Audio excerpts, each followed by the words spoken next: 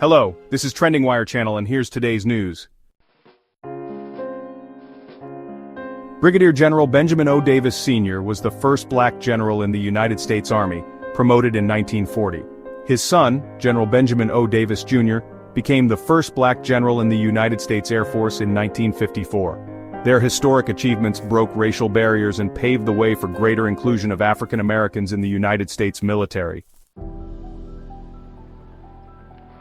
Attending the ribbon-cutting ceremony for Davis Barracks in the United States Military Academy at West Point, alongside the remaining Tuskegee Airmen, was one of the greatest honors of my life.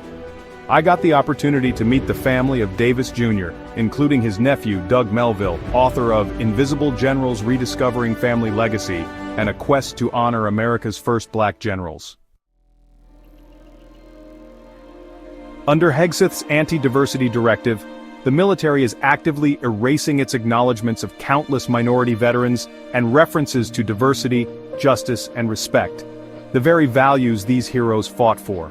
The removal of images and stories of minority service members, including historic milestones like the first female Ranger School graduate, signals an attempt to whitewash military history and undermine recruitment efforts among women and people of color.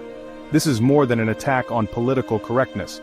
It's an assault on truth, service, and the fundamental ideals of military honor.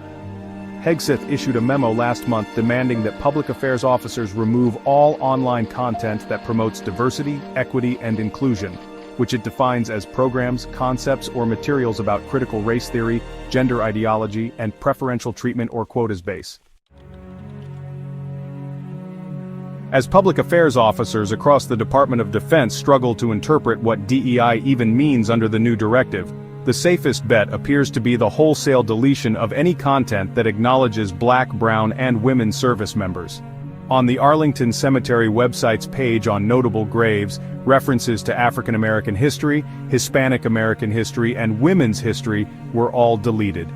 The Pentagon even removed an article honoring Jackie Robinson's service in World War II, and his role as the first black Major League Baseball player in the modern era, before reposting it Wednesday.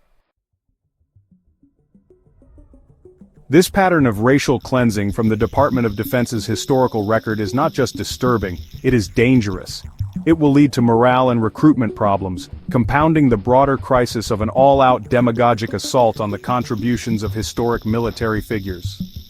The road to fascism is often paved with vague notions of fairness that elevate the majority race, religion, or ethnic group, while casting the other as undeserving of recognition or honor, erasing them from historical narratives. This serves two insidious purposes: first, to reinforce fascist propaganda that certain races or classes are unworthy of recognition or accolades; second, to rewrite history itself, ensuring that future generations never accept these marginalized groups as true members of the nation they helped build and defend. Eventually, these tactics become self-fulfilling prophecies. At this rate, the more Trump and Hegseth amplify this rhetoric, the fewer contributions and less participation we will see from historically underrepresented groups in our military, and, consequently, in federal and public service.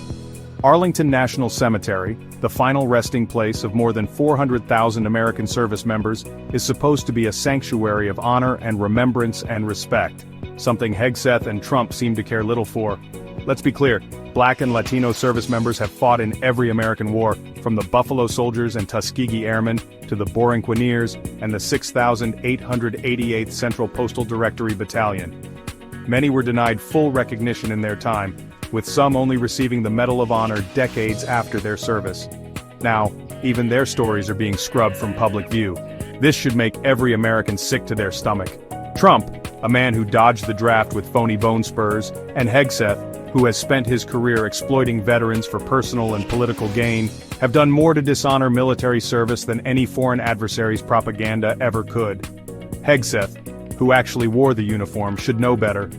But instead, he chooses to enable Trump's most disgraceful instincts when it comes to our nation's heroes. Erasing the contributions of black, Latino, and women veterans is not just an attack on history, it's an assault on the very foundation of military service. Neither Hegseth nor Trump could ever match the sacrifice, courage, and honor displayed by these veterans. I am deeply alarmed by what is happening at the Department of Defense and across our federal government. Those who have enabled this suppression should be ashamed. Our military and civilian leaders at the Pentagon must take a stronger stand. They should follow the example of General Charles Q. Brown Jr., the former chairman of the Joint Chiefs of Staff, whom Hegseth fired, and others who refused to carry out Hegseth and Trump's agenda. History will judge those who resisted and were removed more kindly than those who remained complicit.